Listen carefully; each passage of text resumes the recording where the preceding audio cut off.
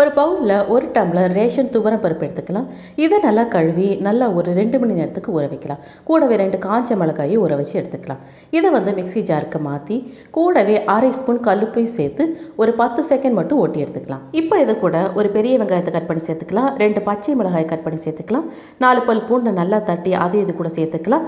இதோட மெயின் ஹீரோவான முருங்கைக்கீரை 1 கப் அதை எடுத்து அது கூட சேர்த்து நல்லா இதே போல் மிக்ஸ் பண்ணிக்கலாம். இது கூட நம்ம 2 ஸ்பூன் அரிசி மாவு சேர்த்துக்கலாம். அப்போ அதில் இருக்க ஈரப்பதம் இன்னும் கம்மியாகி நல்லா இந்த மாதிரி கெட்டியான மாவு கிடைக்கும்.